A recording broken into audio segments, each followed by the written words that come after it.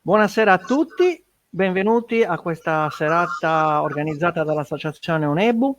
Siamo in compagnia della dottoressa Gianfranca, archeologa Gianfranca Salis, che oggi ci racconterà, speriamo con l'ausilio di qualche immagine, vedremo di organizzare qualcosa, il sito di Sarcois Forros a Villagrande Strisaili. Io anzitutto saluto tutti i nostri amici che ci stanno seguendo, saluto tutti i circoli dei sardi. Gianfranca, ci seguono dal Brasile, dal Messico, dall'Argentina, dall'Australia, il circolo di Madrid di Gianni Garbatti, da Ostia, da tanti luoghi della nostra penisola italica, perché la materia alla quale tu hai dedicato la vita piace a tutti. È molto intrigante, l'archeologia della Sardegna poi ha tanti aspetti da mostrare, tanti aspetti sconosciuti alla maggioranza, perché noi sardi magari riusciamo a vederli nel nostro paesaggio, ma chi non viene in Sardegna li vede soltanto in TV e magari quando si ritrova davanti. Da poco mi è capitato di portare un paio di amici al Nuraga e Losa e sono rimasti praticamente affascinati dalla maestosità del nuraghe, perché non si aspettavano delle pietre così grandi. Hanno detto: ma come hanno fatto a montare questo edificio? E quindi va bene. Allora, vediamo un pochettino quindi di iniziare questa serata. Anzitutto Gianfranca Salis, archeologa, espertissima, hai scavato in tanti siti, non soltanto in Ogliastra. Quali sono i siti che ti sono, diciamo, rimasti più nel cuore, quelli che ti hanno intrigato di più? Innanzitutto grazie, buonasera a tutti, grazie per l'invito che ho accolto con piacere perché insomma parlare delle cose che facciamo per lavoro ma soprattutto per passione è sempre molto piacevole, e anche molto importante perché ci dà la possibilità di coinvolgere un pubblico più vasto appunto su quelle che a volte sono invece lavori che hanno per loro natura magari sono fatti da poche persone. Quindi grazie per l'invito, grazie anche per la lusinghiera presentazione. Lavorando da tanti anni, certo ho avuto la possibilità di lavorare un po' in tutta la Sardegna. L'Ogliastra è stata sicuramente una parte importante, ma anche il Nuorese, però poi ho avuto la possibilità di lavorare in varie parti della Sardegna e questo per me sicuramente è stato un grande arricchimento. Se mi chiedi di fare una graduatoria di siti, io proprio non riuscirei a farla, perché ogni sito, ecco, la particolarità dell'archeologia è proprio questa, che ogni sito in cui andiamo a lavorare riserva nuove sorprese, delle problematiche intriganti, aspetti diversi della preistoria e della protostoria e della storia della Sardegna, e quindi ogni sito, ogni scavo è veramente una storia a sé, per cui fare graduatorie non è proprio possibile, perché ti appassioni anche allo scavo che fai magari casualmente quando stanno facendo per esempio dei lavori stradali e capita veramente molto spesso in Sardegna di magari invece recuperare brandelli di storia anche in posti dove per l'intervento antropico molto importante invece potremmo pensare che che ogni traccia del passato sia stata cancellata. Invece la Sardegna è come il sottosuolo della Sardegna è invece uno scrigno che ancora conserva tantissimo retaggio del passato e aspetta proprio di essere solo studiato e spesso conservato e magari ricoperto, altre volte valorizzato ed esposto al pubblico. Ascolta, mi hai fatto pensare a una cosa in questo momento. Allora, quando voi archeologi fate uno scavo, tu ne hai fatto tantissimi, esiste un criterio con il quale selezionate dei reperti e programmate una vetrina al museo? Cioè, come funziona il museo in relazione a uno scavo che state facendo? Allora, sono momenti distinti, cioè la prima fase sicuramente lo scavo è solo la prima fase. Dopo lo scavo c'è il lavoro, quello dietro le quinte, che è anche a volte non è affascinante, è affascinante sì, ma non è così, come dire, intrigante come può essere mettere le mani nella terra e tirare fuori quello che il sottosuolo conserva. C'è tutto un lavoro, proprio c'è il lavaggio dei cocci, lo studio del reperto, la ricerca, la ricomposizione del vaso intero, perché i vasi interi che poi o interi o quasi interi che si vedono al museo non sempre si trovano così. Nella maggior parte dei casi li troviamo frantumati in centinaia di frammenti che poi pazientemente bisogna cercare di attaccare. Molto spesso ecco, agli archeologi viene proprio viene imputato il fatto di non pubblicare tutto e subito. Il problema è che proprio lo studio dello scavo è un lavoro lunghissimo, a volte può durare anni e richiede tra l'altro il concorso di diverse professionalità, come per esempio i restauratori, che sono importantissimi in questo processo post-scavo. Una volta che poi tutto il contesto è stato studiato, allora sulla base degli spazi che ci sono si scelgono proprio dei reperti che possono essere più significativi e chiaramente poi la vetrina che si costruisce è un po' un'interpretazione, perché magari non si espone tutto, ma si sceglie quello che può essere poi quelli che sono i tasselli poi di un discorso che si vuole raccontare al pubblico. Quindi non si sceglie semplicemente sulla base magari del pezzo più bello o del pezzo più integro, ma si sceglie anche sulla base di quello che può essere il messaggio da trasmettere a chi poi quel museo andrà a visitarlo. Poi per quanto riguarda la scelta del museo, in Sardegna è una situazione molto diversa rispetto ad altre aree anche altre aree della penisola, perché in Sardegna abbiamo tantissimi musei civici. È una realtà che per noi è quasi scontata, perché noi viviamo in questo territorio in molti paesi in cui ci rechiamo vediamo che c'è il piccolo museo locale che magari racconta un pezzo di storia del paese oppure è riuscito ad assemblare quelli che sono i reperti del territorio. Ma il museo civico è il segno anche di un investimento da parte delle comunità locali nei musei, e il fatto vuol dire che effettivamente si credeva in questa, si crede appunto nell'archeologia e quindi hanno realizzato delle strutture locali. Nel resto del paese non sempre è così, molto spesso sono solo musei nazionali, quindi, oppure grandi musei che magari raccolgono le collezioni un po' di aree molto più vaste. Questo percorso che porta dallo scavo al museo è un percorso spesso che può durare in alcuni casi qualche anno, ma in alcuni casi anche molti più anni, perché dipende anche dalle forze che si hanno a disposizione. Quindi ci sono vari fattori che che portano, incidono. che incidono sicuramente. Ascolta, prima hai parlato di vasi rotti, perché il restauro comporta sempre dei problemi. Oggi noi dovremmo parlare di Sarcoisforros, che diciamo è un sito fantastico. Poi io allora, la mia formazione non è tanto archeologica, io ho una formazione economica. Le mie specializzazioni sono in economia, l'archeologia l'ho incontrata da grande. Quindi quando ho incontrato l'archeologia l'ho affrontata con piglio da economista. Quindi quando si parla di relazioni internazionali, di relazioni mediterranee, io rimango sempre affascinato perché dico, ah, finalmente si parla del mio campo. Ecco, a Sarcoisforros è successo qualcosa di clamoroso, cioè ci sono reperti che arrivano un po' da tutto il Mediterraneo e fra questi reperti, a proposito del vaso rotto, così chiudo il cerchio,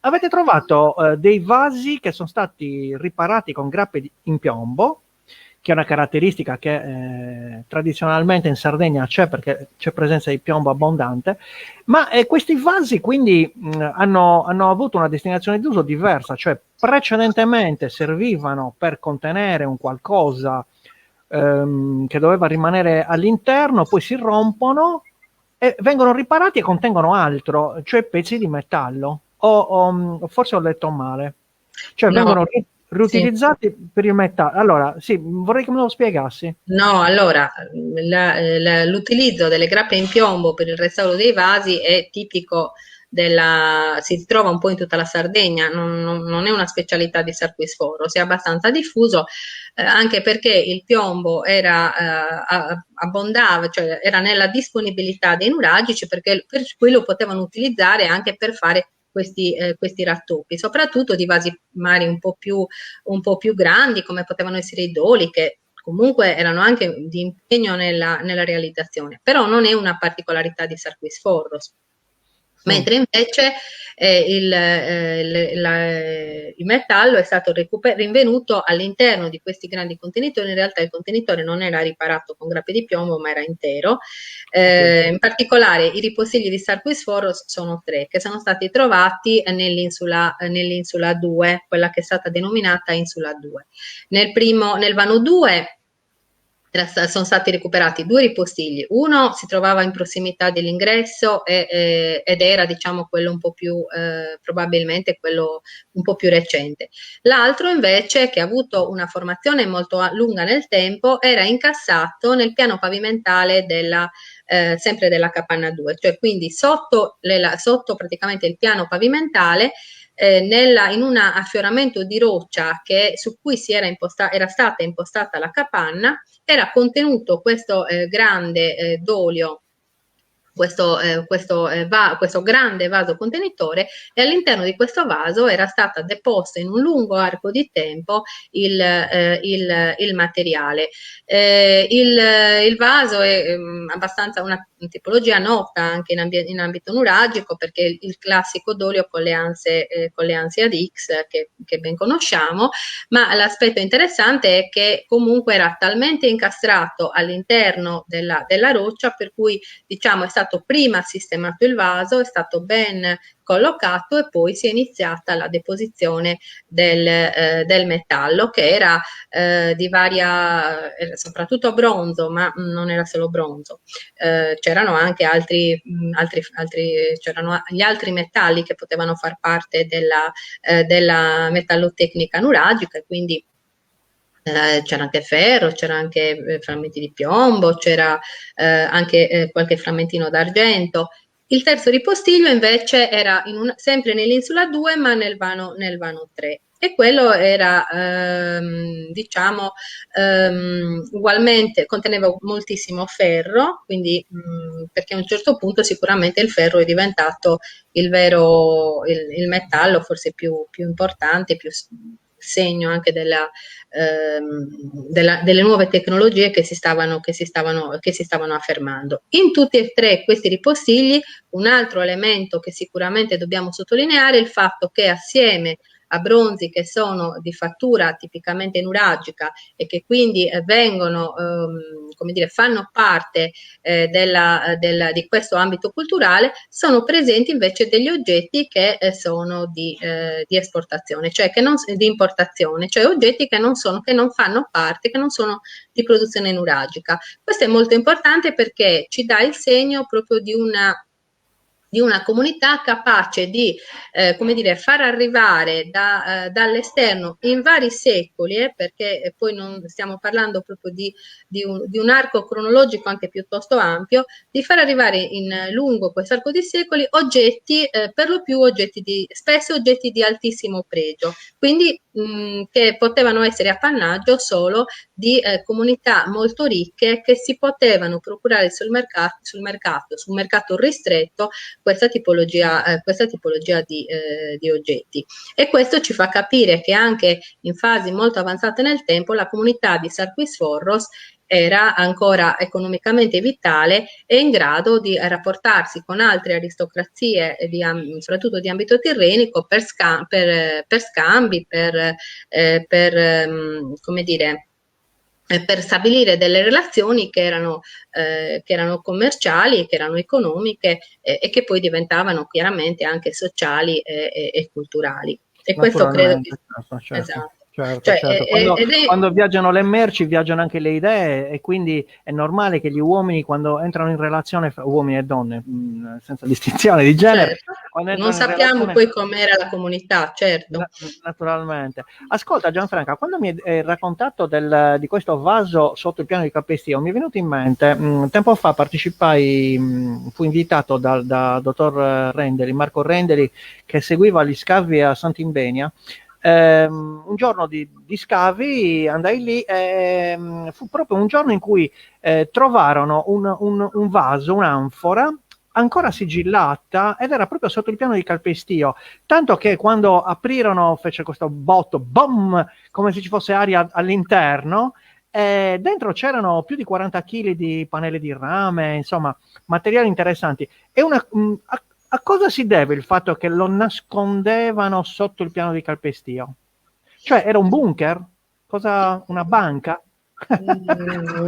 Magari banca, ecco, non userei il termine banca, però, però sicuramente è è una delle modalità in cui molti di questi riposigli vengono rinvenuti sotto il piano pavimentale. Nel caso di Sant'Imbenia, per esempio, la collocazione e il rapporto anche di questi degli ambienti in cui i riposigli erano contenuti con lo spazio all'aperto, quello che noi chiamiamo cortile, che poi Marco Rendeli ha anche coraggiosamente chiamato la piazza del mercato, Piazza del diciamo, mercato. ha fatto ipotizzare che vari altri elementi, comunque anche il quadro complessivo di tutti i materiali rinvenuti, a Sant'Imbenia ha fatto ipotizzare che effettivamente lì fosse un luogo di scambio, cioè che quella fosse la tesaurizzazione della ricchezza che poi, come dire, che era alla base poi di quel processo di scambi che doveva avvenire con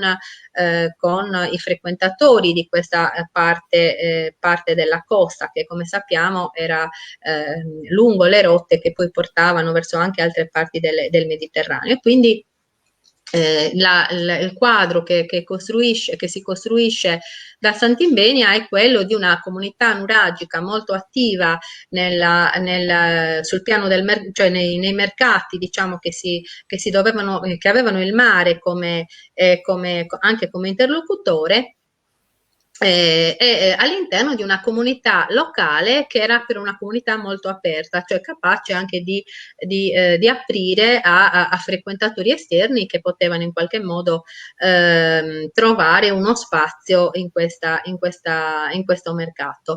Ora, il caso di Sarquisforos, allora la visione di Sant'Imbenia e Sarquisforos hanno sicuramente molti punti in comune, perché effettivamente in entrambi i casi scalzano un po' quel modello di un nuragico di decadenza in determinati secoli. Ora, se pensiamo che gli ultimi oggetti in bronzo di Sarquisforos sono insomma, arrivano fino al V secolo, vuol dire che comunque è che tutti questi oggetti li troviamo diversamente distribuiti, ma comunque all'interno delle stesse strutture, degli stessi edifici che ci hanno restituito anche i secoli precedenti. Questo vuol dire che la comunità che continua a vivere gli stessi spazi, li trasforma sulla base delle nuove esigenze, ma ma è la stessa comunità comunque che cresce, cambia anche le forme della cultura materiale, mantiene gli edifici, tiene diciamo gli spazi in cui tradizionalmente aveva abitato, e quindi è la stessa comunità che controlla che controlla quel territorio e controlla anche le risorse economiche, e ha comunque la capacità ancora e questo controllo delle risorse economiche lo attua anche attraverso delle forme di circolazione di mercato con le altre popolazioni contemporanee. Ecco, questo un po' credo che sia l'aspetto che emerge di più leggendo i due siti. I due Anche siti. se poi ci sono chiaramente delle differenze. Naturalmente. Prima di mostrare qualche immagine, vediamo se riesco io attraverso il mio schermo ho fatto una raccolta di una decina di immagini, così facciamo anche vedere a chi ci sta ascoltando che tipo di sito è Sarquis Forros. Volevo chiederti, Sant'Imbegna è nel Golfo di Alghero, quindi conosciamo bene quella zona, insomma, una zona abbastanza agevole per gli approdi. Sarquis Forros, a quale approdo era collegato? C'è un approdo nel Golfo di Orosei, a Tortolì, ad Arbatax, insomma, Beh, dove la arrivavano? zona, allora, è la zona diciamo dell'area che gravita intorno a Tortolì è quella che poi è stata identificata come la zona della cosiddetta Sulci orientale, quindi un punto di approdo la cui localizzazione è ancora incerta, però sostanzialmente questo centro, che è noto magari soprattutto da fonti un po' tarde, ma che probabilmente aveva un'origine più antica, viene localizzato insomma in quell'area, ora propriamente a Tortolì, ora un po' più spostato, ma siamo proprio in quella parte del Golfo. E poi da lì la via di comunicazione verso l'interno, verso Villa Grande, è comunque è naturale, quindi una via di passaggio naturale, e tra l'altro, come dire, Villa Grande si inserisce, gli rinvenimenti di Sarquisforo si inseriscono in un contesto territoriale in cui comunque si rinvengono queste situazioni di oggetti di produzione non sarda, appunto, che poi vengono riutilizzati in edifici il cui contesto materiale invece è tipicamente locale. Il caso di Lanusei, per esempio, a Gennacili, un altro villaggio che ugualmente ha una lunghissima continuità di uso dal Bronzo Medio, almeno dal 1600 a.C., se non prima, fino al VI secolo a.C. Anche questo sito, per esempio, che è un sito dove sono state scavate soprattutto aree tipicamente abitative, anche questo sito ha magari l'anfora punica, l'anfora greca, cioè quindi evidentemente anche racconta proprio di comunità che evidentemente si rifornivano sul mercato di prodotti che poi arrivavano con questi oggetti che poi noi troviamo, perché chiaramente se troviamo l'anfora vuol dire che se troviamo l'anfora che tradizionalmente trasportava l'olio, vuol dire che comunque si procuravano quel tipo di prodotto sul mercato mediterraneo, e sicuramente l'area della costa, diciamo, è quella dove dobbiamo immaginare che arrivassero, che fosse proprio il polo, il centro di questi scambi. E poi c'è da dire che comunque, proprio parlando oltre l'interno, proprio la costa ha restituito anfore veramente di tutti i tipi, quindi evidentemente anche diciamo da recuperi di sottomarini, perché era comunque un'area frequentata, ecco, questo sicuramente. Allora, adesso facciamo una prova, visto che le immagini non siamo riusciti a prepararle. Io ho fatto una selezione di una decina di immagini, ma l'ho fatta in tempo reale 5 minuti prima del nostro incontro. Quindi provo a fare una condivisione dello schermo e vediamo di commentare queste immagini che ti mostro. Tieni conto che nel momento in cui io entro sulle immagini non vedo più nulla, quindi cercherò, cercherò di ascoltare ciò che dici. Allora, vediamo un pochettino, anzitutto se tu le vedi. Allora, vediamo un po'. No. Iniziamo da questa. Aumento poco a poco. No, troppo. Ok. Mi dici se vedi qualcosa?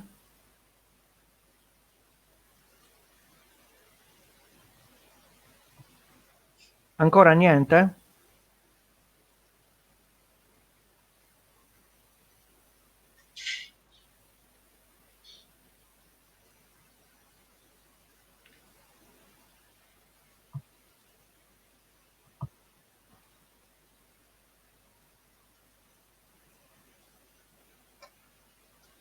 Cosa vedi in questo momento nello schermo, Gianfranca?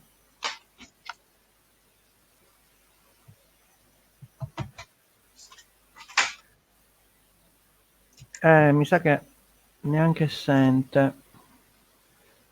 Tu c'è uno Susias? Allora, aspetta che ritorno indietro, allora.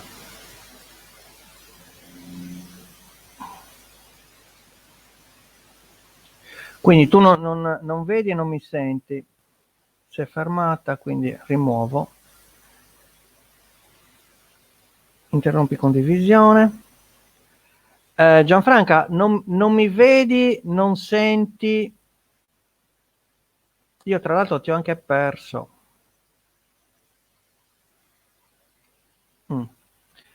Purtroppo abbiamo problemi con il collegamento. È come se avessimo interrotto. Purtroppo abbiamo questo problema. Cerco di recuperare Gianfranca. Niente, abbiamo perso il collegamento. Allora, aspettiamo che Gianfranca si ricolleghi. Sì. Adesso mi vedi? Adesso sì, vedo, sì. Io purtroppo ti ho persa. Le immagini, tu non vedevi niente nello schermo, No, vero? non vedevo niente, poi è proprio caduto. Ah, ecco, è caduta la linea. Allora, anche in questo momento io... Penso che sia caduta la linea, perché poi non vedevo più niente. Allora, riprovo a collegare le immagini, vediamo un pochettino. Allora, condividi audio. Ok, condividi. Allora, qui chiudo e provo a rivedere l'immagine. Aspettiamo una decina di secondi perché i tempi di Facebook sono purtroppo leggermente ritardati. Volevo soltanto sapere se tu riesci a vedere questa immagine che ho io nel mio schermo. Aspettiamo una decina di secondi. Però potrei anche riprovare, perché adesso ho cambiato il computer. Essere che adesso riesco, capito? Sì, adesso riesci a vedere la foto o non vedi ancora nulla? Cioè nel tuo schermo in questo momento che cosa vedi? Nero. Nero. Ok, allora Ecco, lasciamo adesso stare. vedo. No, aspetta, adesso vedo, sì. Ok. Vedi diciamo, il muro di contenimento? Guarda se vedi il muro, sì. Ok, ci Ho puoi provato dire anch'io a qualcosa? condividere. Ah, hai provato a condividere. Allora aspetta che vedo se... Sì, ho cambiato computer, quindi secondo me Ah, adesso ok. ce la Aspetta, dovremmo aspetta, fare. aspetta. Aspetta, aggiungo. Ah, ok. Ok? Sì, va bene, possiamo andare avanti. Puoi mettere in modalità presentazione, così ingrandisci l'immagine, però tu non vedrai più Certo. nulla. Però ti stiamo ad ascoltare molto volentieri. No, vabbè, magari appunto vediamo un po' poi e poi ci possiamo fermare in ogni momento per alcune domande, ecco, non ho, Ah, ecco, va bene, va bene. Allora, procedi c'è pure. la conversazione che va benissimo. Ecco, questa è un'immagine d'aerea che ci dà un po' l'idea della parte scavata, che è chiaramente una minima percentuale di quello che ancora è presente. I due templi a Megaron, quello più famoso è questo secondo tempio dove è stato trovato proprio l'altare conformato a modello di nuraghe. E poi le due, l'Insula 1 e l'Insula 2.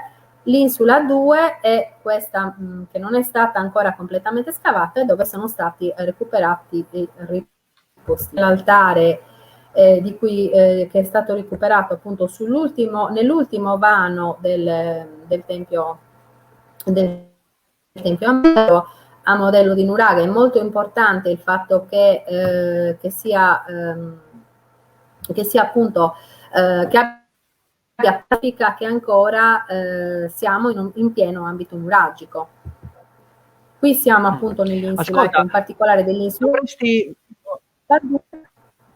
Ti fermo un Prego. attimino, Gianfranca, scusa. Dovresti chiudere nella colonna che hai sulla sinistra, dove ci sono tutte le immagini in miniatura, c'è una X sopra. Se clicchi sopra si cancellano quelle. Così. Ecco, brava, sì, dove c'è quella X, se tu la chiudi, oh, benissimo, così si ingrandiscono un pochettino le immagini. Sì. Altrimenti Okay. schiaccia sopra in alto su dall'inizio e le vediamo perfettamente. In alto a sinistra c'è scritto dall'inizio. Sì, già fatto. Ah, già fatto, perfetto. Ok, allora andiamo avanti. Questa è una vista dall'alto. La vista dall'alto, poi appunto dicevo era stato rinvenuto nella Megaron 2, l'insula dove sono stati recuperati i 3 ripostigli di cui parlavamo, nel vano 2 e il terzo ripostiglio in questo vano. Ecco alcuni esempi del materiale dagli scarabei, addirittura un simbolo di Tanit, quindi oggetti veramente che col mondo nuragico hanno nuragici, ma evidentemente venivano in qualche modo o rifunzionalizzati o in qualche modo o forse offerti anche da qualche persona di passaggio, diciamo, persona di passaggio nel tempio, oppure reperito sul mercato come oggetto esotico da qualche locale che aveva in qualche modo che era rientrato nella comunità. Cioè ci sono moltissime ipotesi da questo punto di vista che si possono fare. Questo è il caso di cui parlavamo prima, che era all'interno di questa depressione naturale. Alcuni degli oggetti che facevano parte del ripostiglio, vedete anche un piede qui sul fondo, un piede di bronzetto nel piombo, frammenti di navicella, pugnaletti, lambra, le fibule, sapete che non era tipicamente tipico del costume nuragico, erano oggetti che si avevano un po' in ambito italico, in tutta un po' la penisola. E qui abbiamo proprio varie provenienze, ci sono di produzione, per esempio questa A4, sì. Noi Gianfranca vediamo soltanto la prima immagine che hai mostrato, tu probabilmente stai andando avanti con le immagini, ma noi siamo fermi alla visione dall'alto dove si vede l'insula con tutte le... Ok, adesso sì, adesso vediamo degli oggetti in metallo, no non preoccuparti, tranquilla, siamo abituati. Ecco, vediamo, ecco qui ci sono le fibule, perfetto. Vedete le fibule, ecco sì. Questi oggetti in ferro che comunque sono questa mano che è di un'idria che trova un confronto con delle idrie, questo è veramente un oggetto di lusso che ce ne sono pochissimi in giro, che è il segno è un oggetto veramente che era a parte di grazie più potenti. Ecco, questa per esempio è un frammento invece di anfora corinzia, giusto per ritornare al discorso anche di oggetti che dovevano arrivare con delle produzioni anche che evidentemente la comunità locale reperiva all'esterno della propria produzione agricola. Quindi siamo, cioè, anche in ambito greco, l'idria è di ambito greco o magno-greco, anzi meglio. Vedete altri oggetti, qui siamo invece in ambito i vasi in lamina bronzea, il tripode e poi però anche la navicella nuragica. Quindi, tra l'altro la navicella nuragica era stata, aveva dei segni di deformazione dal fuoco, quindi era stata riutilizzata. Ecco, questa è l'insula anche dopo il restauro. Vedete, questi tre ambienti affacciava su poi anche qui avevamo quel grande cortile centrale che appunto riporta molto a Sant'Invenia, ma che troviamo anche in realtà a Sassè d'Esso Scarros o in altri ambienti. Ecco, quando poi noi siamo andati a scavare qui all'esterno dell'insula, trovato appoggiata a questi vani questa struttura gradonata, che è l'ultima novità che ci ha riservato. Vedete, una struttura gradonata che era praticamente, aveva uno spazio, alla base un piccolo spazio, ma uno spazio molto modesto, che era servito davanti questo tratto di muro con 3 accessi che portava in un ulteriore cortile. Abbiamo ascolta, fatto anche dei saggi per vedere il materiale Gianfranca è granito? Sì, granito locale, tra l'altro di difficile lavorazione, infatti vedi che appena sbozzato, composto in queste mura un po' dovuto anche proprio alla tipo della materia prima.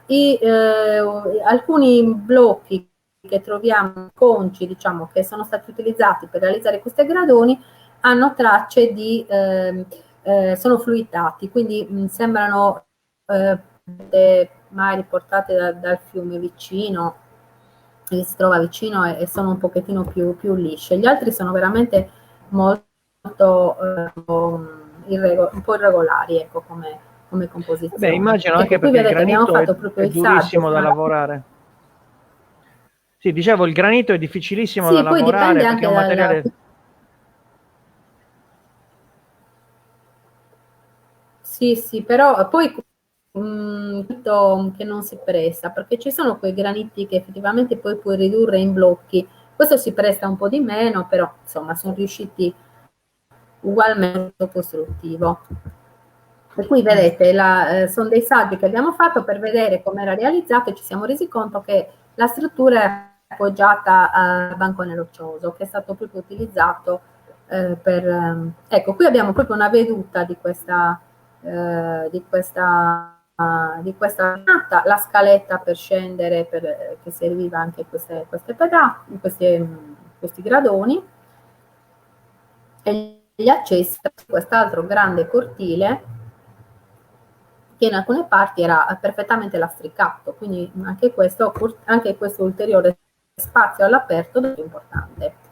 Ecco, quando abbiamo trovato Aspetta un attimo, Gianfranca. Sì. Mi chiedono dove siamo. C'è qualcuno che si è collegato solo in questo momento. Siamo a Villagrande Strisaili, nel sito Sarquis Forros. Scusa se ti interrompo ogni tanto. Purtroppo, caricando le immagini sul computer, ti ha rallentato. Se ti vengono in mente... Sì, ti ha rallentato molto la trasmissione e quindi o ti sentiamo o vediamo le immagini ed è un po' tutto interrotto. Quindi perdonami se ogni tanto interrompo, puoi andare avanti, ti lascio parlare tranquillamente. No, ma anche se ci sono delle domande magari mi interrompi pure, non c'è problema. Dicevo, vediamo, quindi questa è la veduta generale di ecco, quando abbiamo trovato questa struttura gradonata ci siamo messi il problema anche dei confronti che potevamo. Un confronto è questa la struttura gradonata di Sassè d'Esso Scarros, che ugualmente è collegata con un agglomerato strutturato come l'insula di Sarquis Foros, quindi il cortile centrale e poi i vari ambienti che si aprono intorno al cortile. Tra l'altro a Sassè d'Esso Scarros nel vano fonte, che sicuramente, cosiddetto vano fonte, che sicuramente conoscete, che si trova sotto questa tettoia protettiva, è stato rinvenuto anche un ripostiglio di bronzi. Quindi anche in questo caso abbiamo un'altra struttura gradonata collegata a un'insula con annesso ripostiglio di bronzi, diciamo. Questa è l'altra famosa struttura gradonata perché è collegata invece al pozzo Romanzesu, sia al pozzo di Podiargo a Romanzesu, e quindi questa è all'acqua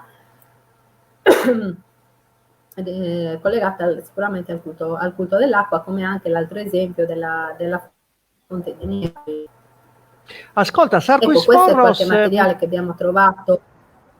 Ti chiedevo, Sarquis Forros, sì? mi risulta, o forse ricordo male io, non attestata all'acqua.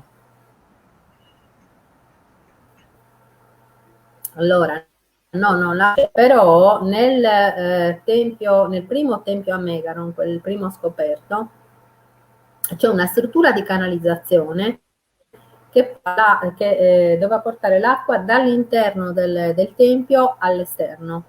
Quindi infatti in quel caso si era viste le strutture idriche, si era parlato di culto dell'acqua, però dove l'acqua è intesa non come oggetto ma come strumento del culto. Cioè evidentemente l'acqua veniva usata in qualche cerimonia, perché la canalizzazione è anche molto, molto importante. Però stiamo parlando di Tempio a Megaron. Ok. Questo è il bronzo che è stato trovato nella struttura gradonata. Alcuni materiali, ma veramente i materiali ceramici erano molto frammentari. E l'arco cronologico è diciamo dalla fine del bronzo finale per l'età del ferro fino ad arrivare a questo bacino che è di tipo fenicio e quindi anche questa come dire, attitudine a utilizzare anche anche forme di tipo più modesto che venivano evidentemente mutuate dalla comunità locale e utilizzate insieme al resto degli utenti che erano di produzione locale nella maggior parte. Ecco, la cosa interessante di questa è un'altra veduta, qui c'è questo spazio all'aperto che si accede da questo tratto di muro. La cosa a un certo punto, in questo grande cortile, fu realizzata un'altra struttura rettangolare con una tecnica muraria però diversa da quella che abbiamo visto finora.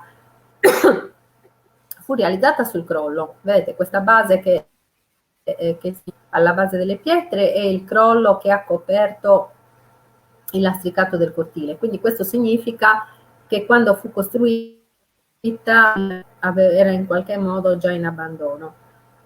E su questo crollo viene realizzata questa struttura rettangolare con dei infissi, vedete, a coltello. Comunque è una tecnica molto diversa nella tessitura da quella del resto delle strutture. Questo è un cambiamento nella tecnica edilizia e quindi anche un cambiamento importante anche nelle Foros, che evidentemente in una fase molto avanzata, forse anche perché aveva appunto aveva flussi culturali contemporanei, stava iniziando ad uscire proprio dall'ambito culturale neuralgico più stretto, almeno questa forse è la lettura che possiamo dare a questa struttura, che non è stata ancora scavata, che può veramente riservarci delle sorprese. Io non so, ci sono anche altre immagini? No, se io avevo sì, allora, diciamo, le immagini che avevo preparato.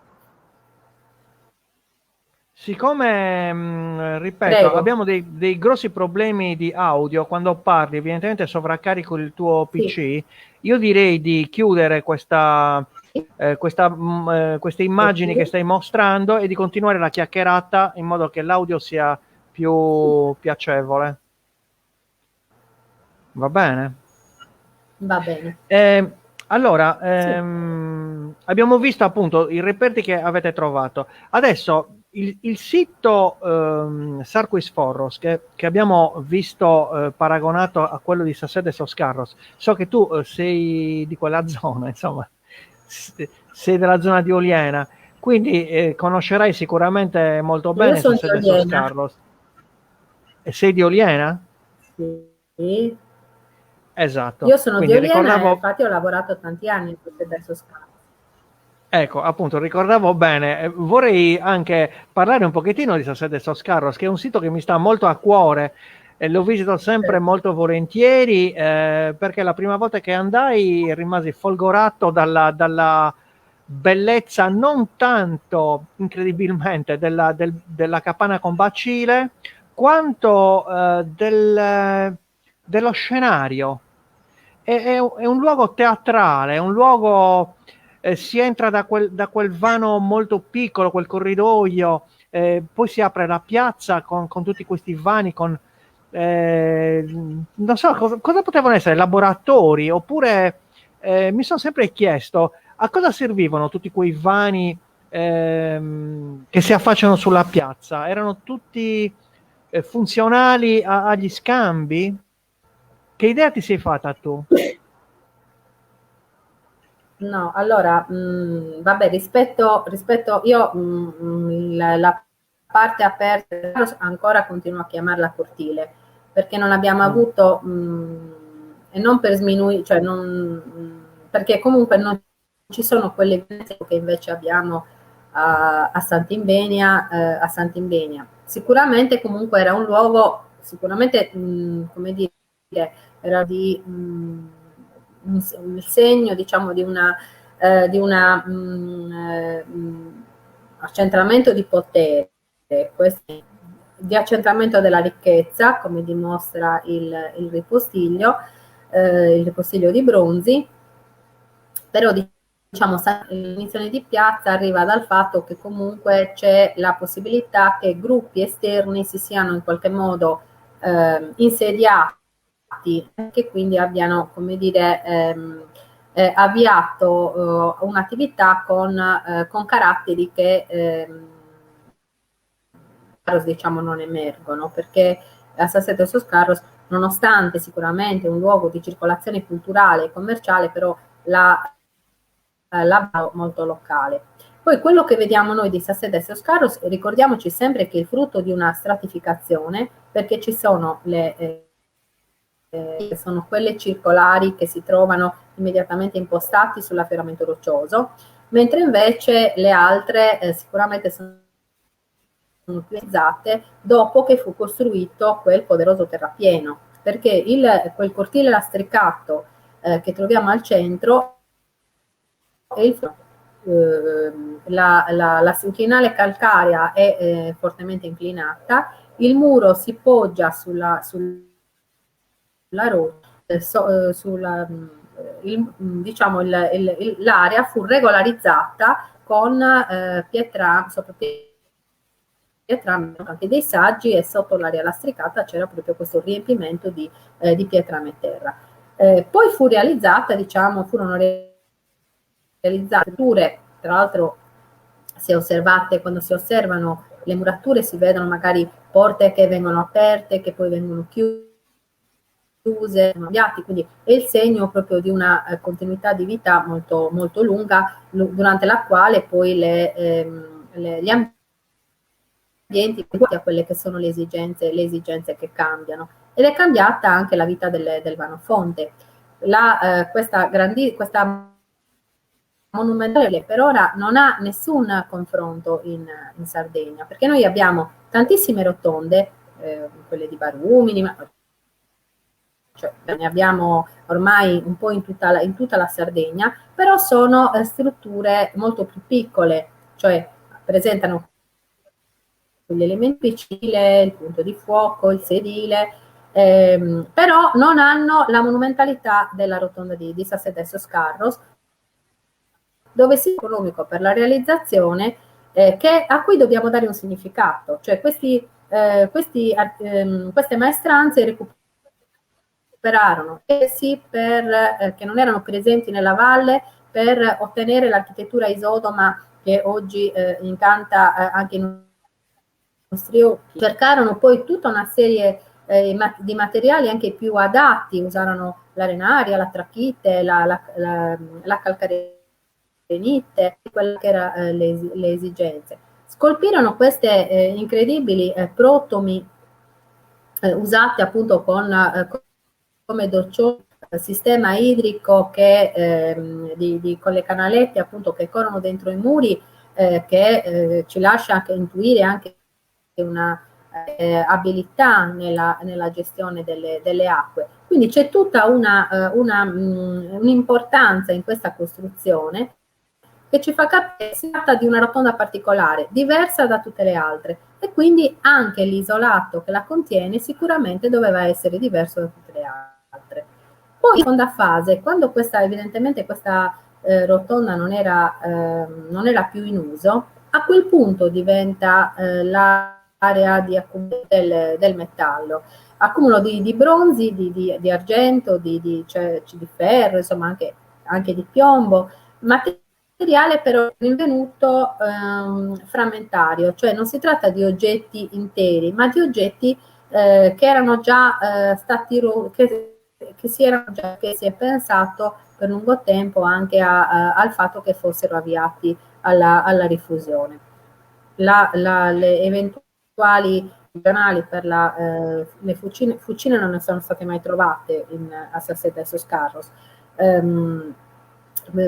Può anche essere un accumulo, potrebbero esserci e magari non le abbiamo ancora trovate, ma potrebbero anche non esserci, e tutto questo materiale accumulato era come una risorsa, una ricchezza che poteva in qualche modo essere che poteva essere, diciamo, riferibile della comunità che poi viveva questo isolato, e comunque poteva essere effettivamente oggetto di scambi e commerci. Quindi sicuramente era un elemento di ricchezza. Ascolta Gianfranca, un'altra mi hanno fatto due domande che ti giro immediatamente. La prima è il tuo pensiero sui conci mammellari che ci sono lì diciamo, nella rotonda gradonata di Sasselda e Soscarros. E l'altro, perché proprio gli arietti? Perché proprio? Gli arietti. Cioè, come mai sono protomi di ariete e non protomi bovine o protomi di altri animali? C'è un motivo simbolico dell'ariete scolpito lì nella vasca? Nella fonte, sì. Allora, l'ariete ha tutta, cioè, oddio, quando ci muoviamo poi nel campo della simbologia, sapete che per la protostoria è un campo molto, come dire, molto franoso, perché comunque rimanda a un mondo spirituale che è difficile poi da capire nella sua interezza, perché la spiritualità, l'ideologia e come dire, tutto quello che è carico di significati simbolici o te lo raccontano le vive voci dei protagonisti, oppure per forza rimane nel campo della interpretazione. Ora, sicuramente l'ariete fa parte dell'immaginario nuragico, li troviamo un po' dappertutto nelle aree santuariali, ma sono anche associate all'acqua. In generale, diciamo, l'ariete è sempre un elemento di forza, no? È associato alla forza, alla fertilità della natura, quindi è comunque diciamo, nell'immaginario viene collegata a quella che è la forza della natura maschile. Poi chi la cosa a Sasselda e Soscarros l'ha proprio interpretata in questo modo, non lo so, ma è molto verosimile. Però ripeto, non ci stupisce, perché comunque è fa parte del mondo figurativo nuragico, ed è associato molto spesso cultuali e molto spesso anche ad ambienti cultuali legati all'acqua. Invece i conci mammellari, tra l'altro, importante da dire, esatto, ecco, una cosa importante da dire e mi collego qui ai conci mammellati, è che quando era all'inizio, la fonte è stata interpretata come luogo di culto domestico, perché si è immaginato che l'insula fosse, come dire, l'espressione archeologica di una famiglia allargata, diciamo, dell'aristocrazia nuragica, e che è quello destinato a una sorta di culto domestico. In realtà poi, quando è stata trovata la struttura gradonata, questo non ci è sembrato più coerente, perché la struttura chiaramente è ampia ed è invita ad essere interpretata invece come un luogo di riunioni. Come viene realizzata la struttura? Viene realizzata all'esterno con blocchi di calcare, all'interno con dei conci di basalto che però sono stati riutilizzati, perché se osservate blocco per blocco, qualcuno ha come dire, la coda, cioè ha faccia a vista concava, altri hanno la faccia a vista convessa, altri hanno la faccia a vista rettilinea. Ora, questo tipo di conci attivi sono in opera in tantissime strutture isodome e la faccia viene sagomata accompagnando l'andamento planimetrico dell'edificio da dargli appunto la regolarità e segnare la continuità della linea. Chiaramente questa non è struttura circolare, per cui sono stati rimessi in opera, spogliati da qualche altro edificio, rimessi in opera nella struttura gradonata e lasciati senza ulteriori lavorazioni. Alcuni blocchi hanno queste che appunto vengono chiamate bozze mamillari, ma alcune li hanno anche asportati. Se osservate ad uno vedete che in molti sono stati asportati, cioè non sono stati proprio staccati, rimossi, e quindi diciamo il negativo dell'originaria bugna. Ecco perché appunto ci siamo convinti che in realtà non fossero un elemento, appunto non fossero le cosiddette bozze mamillari, ma in realtà fossero degli elementi funzionali che poi sono stati trasportati, come peraltro avviene in tanti altri posti, perché poi si trovano anche nelle discariche, a volte nelle discariche antiche, che evidentemente sono state asportate e buttate da una parte, come per esempio si trovano sotto il Pieso. Ascolta, Gianfranca, io non penso le ultime due domande. Purtroppo abbiamo un pessimo audio, hai la linea che va e viene, quindi ti sentiamo un pochettino a tratti. Comunque si riesce a capire bene ciò che dici. Ritorniamo un attimo a Sarkois Foros per le ultime due domande. La prima è questa. A Sarkois Foros ci sono dei templi a Mega, forse 2 templi a Mega, o uno o due, mi sembra 2, però adesso non ricordo. Ci vuoi dire qualcosa sui templi a Megaron? 2. Che cosa sono i templi a Megaron? Non tanto come sono fatti, proprio a che cosa servivano? Allora, chiaramente sono degli edifici di culto. A quale divinità del Pantheon Nuraghi abbiamo? Sicuramente abbiamo degli elementi che ci indirizzano nella lettura. Per esempio, il grande altare braciere di Villers con il Nuraghe, raffigurato col Nuraghe, sicuramente ci aiuta a capire che tipo di culto si faceva là dentro, a un luogo dove dobbiamo immaginarci appunto un fuoco acceso che come dire, segnava il rito che lì si svolgeva. Tra l'altro un tempio che comunque non poteva consentire l'accesso di tantissime persone, cioè sono gli spazi di tempio ci fanno capire che doveva essere un luogo in qualche modo progressivamente riservato a persone, quindi probabilmente ai sacerdoti che agli addetti al cerimoniale.